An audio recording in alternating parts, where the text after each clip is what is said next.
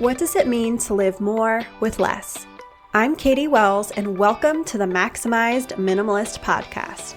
If you found yourself caught up in the hamster wheel of modern-day motherhood and want to rewrite the script, congratulations, you're in the right place. I'm here to be your guide and help you take back your motherhood and achieve a simpler, more joy-filled life.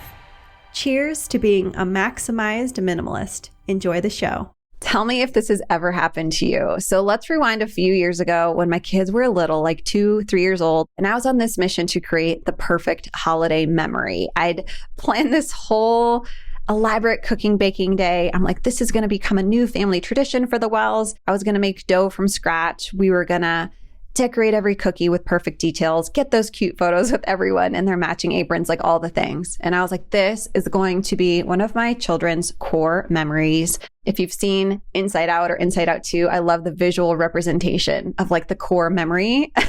If you know, you know. But I was like, this is that moment, Katie. Like I was really setting myself up for failure. So you know where this is going, because when the day came, reality had its own plan. Within, I'm telling you, minutes, there was flour everywhere, on the counters, on the floor. My sons got into the sprinkles. There were sprinkles in their hair, on their face. Someone was crying about itchy aprons. And like, I was like, what is happening here? This is not the tradition I had in mind.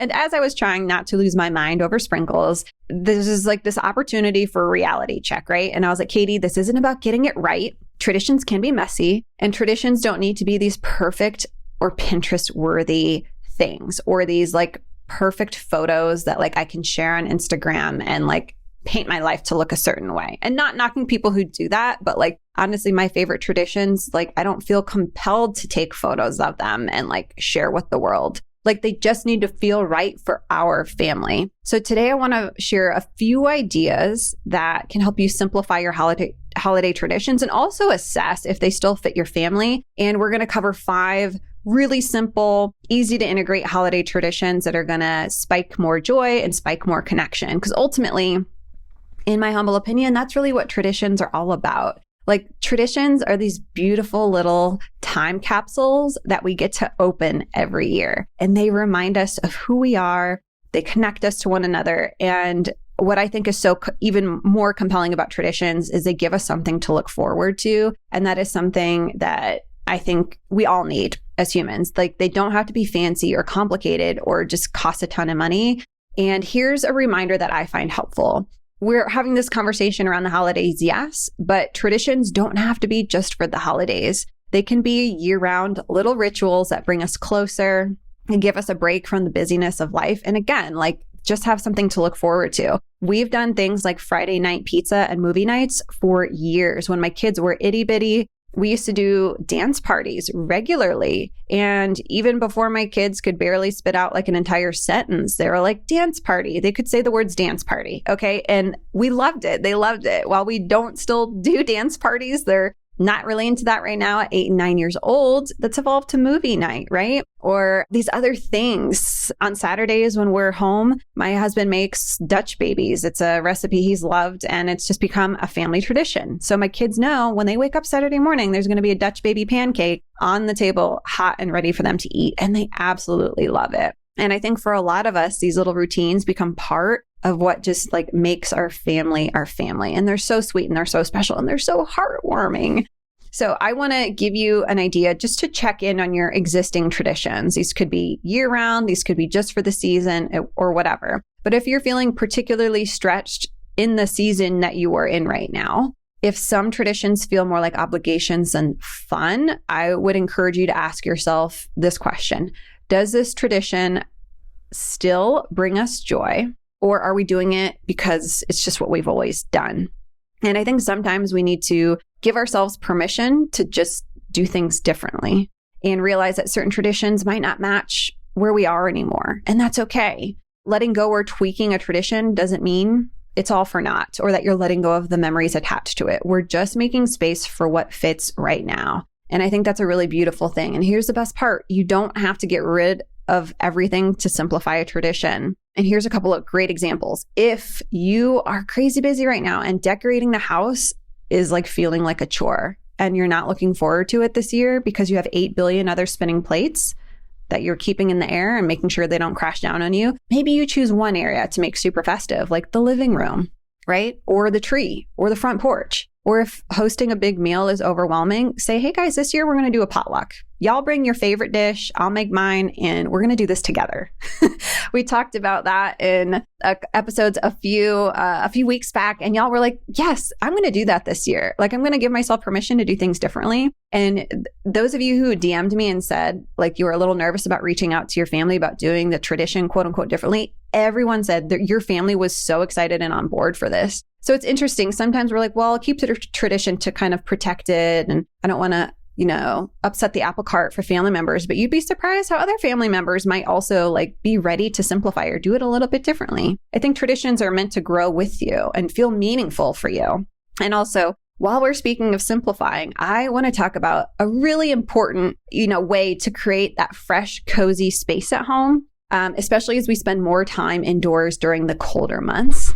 And that's where my Air Doctor air purifier comes in. The indoor air that we breathe is 2 to 5 times more polluted than the outdoor air. And this is exactly why I invested in an Air Doctor air purifier. These are the best air purifier on the market. They've been featured on all the places, CNN, ABC. It is a staple in my household, and it filters out 99.99% of the yucky stuff, like allergens, pollen, pet dander, dust mites, like stuff I don't want in my air. I declutter my home, and I also want to declutter my air. And by the way, if you're a pet owner, you totally know the struggle with odors. And as an official and extremely proud cat lady over here, let me tell you, our Air Doctor is a game changer for keeping the air fresh and clean. And when I walk into my house, I don't smell kitty litter. Oh, what a blessing. So again, it's like decluttering your home, but for your air. Air Doctor comes with a 30-day money-back guarantee. So if you don't love it, you can send it back for a refund, minus the shipping. And they're offering you, my listener, a discount. Head to airdoctorpro.com, use promo code MAX, M-A-X, for up to $300 off.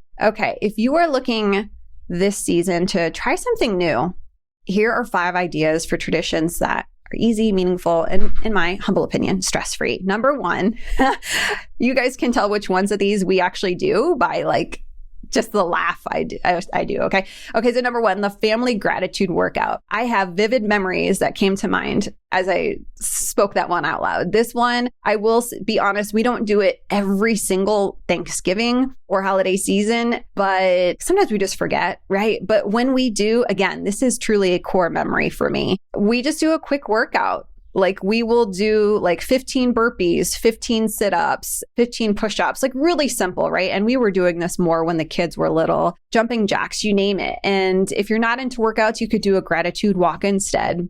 But how Andrew and I started this is that when each person takes a turn doing their burpee or doing their sit-up or whatever, air squat, whatever particular exercise you're doing in your workout, you say something you're grateful for. And because you do burpees and sit-ups at a fairly quick pace, it is hilarious because your brain, like you're focused on the workout, but your brain is like trying to think of something that you're grateful for. And while we have tons to be grateful for, I think the funniest part is like, you'll be surprised what comes out. Like I remember one year being like, I'm grateful for macaroni and cheese. Like you're like, what? Okay. It is so fun. And I'm telling you, if you want to belly laugh and just like have the best time, and you also like to move your body and exercise and, maybe you do this outside and get some fresh air too, it's just become just a really fun thing to look forward to. And I'm glad I'm doing this episode because now this is a great reminder to put it on my calendar. We're actually going to do it. And number 2, a cozy holiday camp out. Also something we're going to be doing this year at the Wells household. This will be a new tradition. I'm so stoked. So Christmas Eve, Christmas Day, or heck, again, turning this into an evergreen tradition, maybe it's once a month, right? Is a camp out in the living room. You can pile up blankets, you can grab snacks, popcorn, whatever, put on a movie and just relax together. Maybe you grab a battery operated candle to get that cozy, holiday camp out vibe. Put some holiday decor in your little fort that you built. It's so simple, but I'm telling you, it's going to feel so special. And it takes the pressure off of trying to plan something big. So just a cozy night where we're all together. And I think those are memories we're always going to talk about. Number 3, I also want to do this one too. Okay, seasonal soup Sunday. Talk about a tongue twister. Every Sunday, leading up to Christmas or whatever day you want, make a big pot of seasonal soup. There's something really nice about sitting down as a family with something warm, right? That comforting meal this time of year. And since it's soup, there's not usually tons of fuss or planning required, which is probably one of the main reasons I like soup, other than like it's warm and comforting. It's really easy for me because I don't like to spend a lot of time in the kitchen to feed my family. So again, cozy dinner, and it makes Sundays feel extra special without being extra work, right? Because you're going to cook dinner anyway. So again, going into this is something to look forward to. And if you have cookbooks that have been collecting dust and you're like, should I declutter these or not? This is an opportunity to bust those out, maybe grab your favorite recipes, start using them again, or I don't know, donate them if you're ready to. Holiday light scavenger hunt. This is something we actually did recently at a Halloween party. And I'm going to do this, take it and run with it. And we're going to do it this holiday season. It's super easy and fun. All you do is make a list of holiday decorations. So, and we can probably find these on Google or Pinterest, people. So let's make this easy for ourselves. All right. There's a list of things. You can say snowmen, reindeer, red lights, and go for a drive or take a walk through your neighborhood and see how many of those you can find. If you have littles, I think this is like probably perfect, but even my 8 and 9-year-old would be on board with this. I think it's number one, a great way to enjoy everyone's decorations, kind of without the pressure of rushing, and it's free. So make some hot cocoa at home. I don't know, throw everyone in the car, go for a walk, get a little holiday music going, and the fun of seeing what we can spot, right? And then number 5, a particular favorite of mine is gratitude garland. This is just one of those things, all right? Again, it brings up the warm and fuzzy feeling. Each day in December, write down something you're grateful for on a slip of paper and add it to a garland in the living room. If you already have like garland up, real garland, faux garland, or if you were a kid from the 90s like me, you remember those paper chain links that we made for like in school? Do it that way, which is also nostalgic, which I also love anything nostalgic. By the time Christmas comes, you've got this long, colorful chain or these pieces of slips of paper on your garland, wherever it is in your living room, of little things that you just love and appreciate. And it's a sweet, simple way just to count your blessings as a family and adds, I think, a lot more meaning and weight to a holiday decoration. Okay. So there you have it. 5 simple, joyful traditions that bring more meaning and connection to your holiday season. And again, evergreen these, make them, take them and run with them, make them your own. That's the beautiful thing about traditions, right? I really hope this inspires you to think about what feels meaningful for your family this year in this moment. Remember, it's not about doing all the things or showing up Pinterest worthy or Instagram worthy. It's choosing what feels right for y'all. So I'd love to hear from you. Let's keep the conversation going. Do you have any favorite holiday traditions or traditions you run with for the rest of the year? Saturday morning Dutch babies like I do. So let me know. Send me a message on Instagram. I always love hearing your stories, and I will see you next Wednesday. You know what to do. Ready, set, simplify. Bye.